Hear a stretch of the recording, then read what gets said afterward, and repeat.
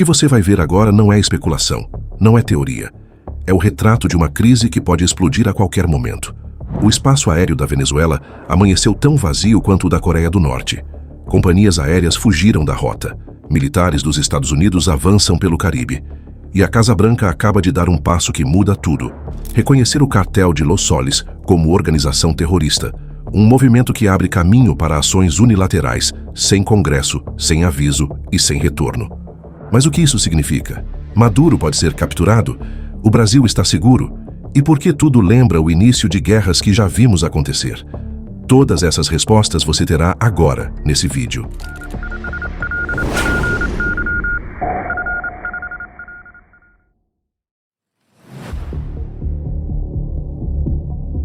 Prepare-se, porque o que está acontecendo neste momento na Venezuela não é apenas mais uma crise, é um ponto de virada histórico. E a primeira pergunta que precisa ser feita é simples e direta. Por que o espaço aéreo da Venezuela amanheceu tão vazio quanto o da Coreia do Norte? A resposta começa com uma decisão que altera completamente o jogo. Os Estados Unidos classificaram o cartel de Los Soles como organização terrorista estrangeira. Mas o que isso significa na prática? Será que é apenas um rótulo político ou estamos diante da abertura jurídica para uma intervenção direta? A resposta, infelizmente para Maduro, é a segunda opção.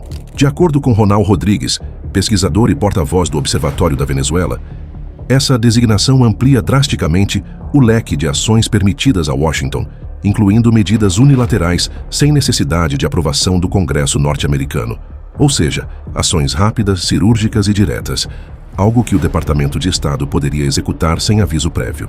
E aqui surge outra pergunta que o público precisa encarar. Maduro será reconhecido pelos Estados Unidos como o chefe desse cartel? Se a resposta for sim, como todo o histórico aponta, as implicações são enormes. Isso inclui desde sanções mais agressivas até a possibilidade de operações secreto-militares, extradição forçada e até mesmo tentativas de captura. Mas espere. Os Estados Unidos poderiam simplesmente entrar na Venezuela e tirar Maduro do poder? Tecnicamente, sim. Militarmente, é mais complicado. Caracas não é uma cidade qualquer jogada no mapa. Ela é protegida por um verdadeiro escudo natural, o Monte Ávila, um maciço montanhoso que dificulta qualquer operação aérea ou terrestre de infiltração. Para quem entende de geopolítica e guerra irregular, isso é um obstáculo real, mas não intransponível. Então surge outra pergunta essencial. Se a lei agora permite tanto, por que o espaço aéreo está vazio? Porque a região entrou em estado de alerta máximo. As companhias aéreas sabem que quando Washington obtém carta branca jurídica, o próximo passo costuma ser operacional. E aqui entra o desdobramento mais inquietante. O que os Estados Unidos estão prestes a fazer agora que romperam a última barreira legal? A resposta não vem de rumores, mas de um dos veículos mais influentes do mundo. O Washington Post revelou que a Casa Branca está avaliando lançar panfletos militares sobre Caracas. Sim, panfletos.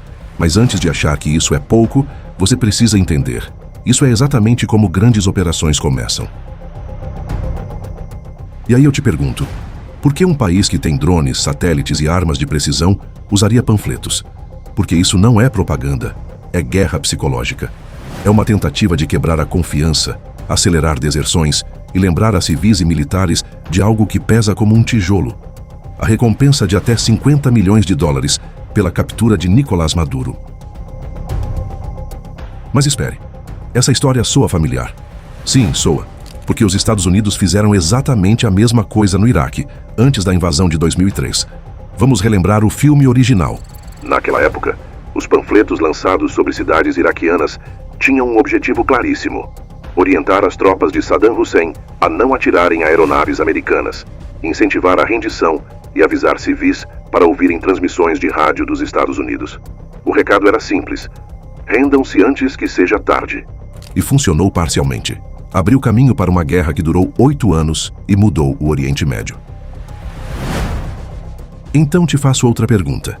Por que repetir agora uma estratégia usada antes de uma guerra tão longa?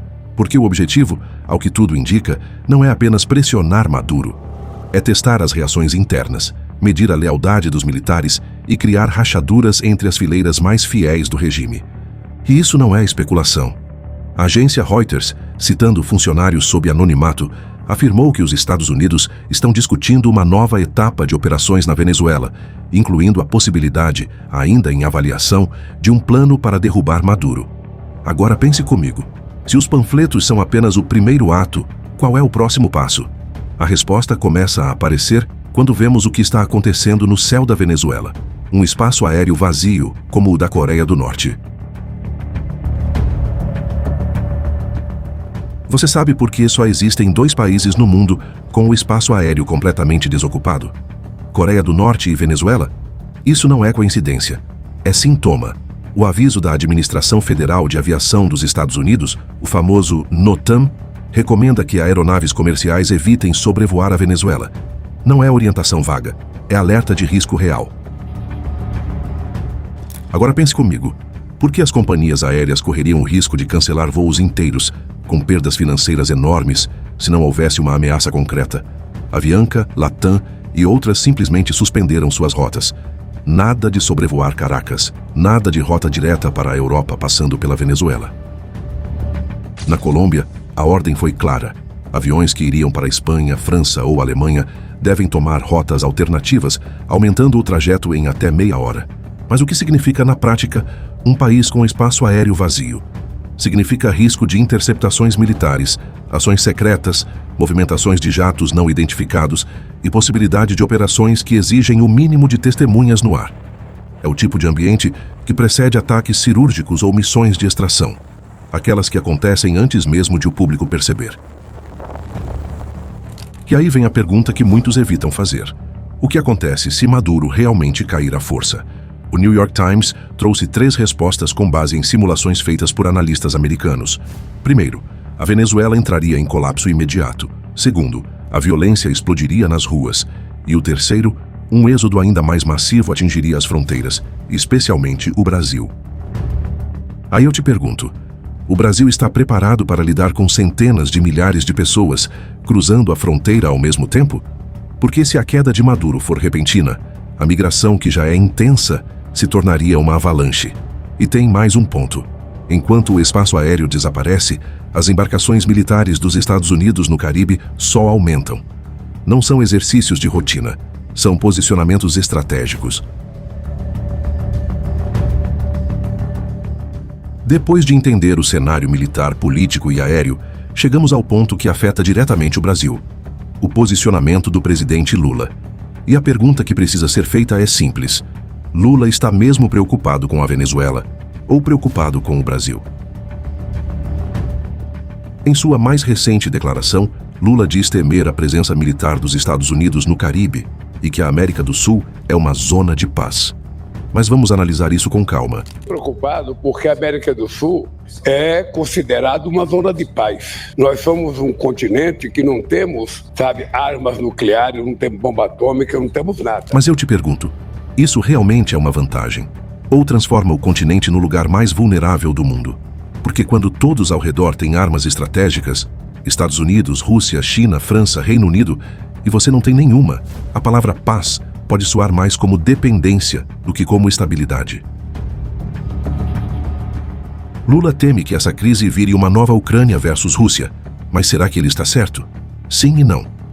Sim, porque um conflito envolvendo uma potência militar sempre arrasta a região.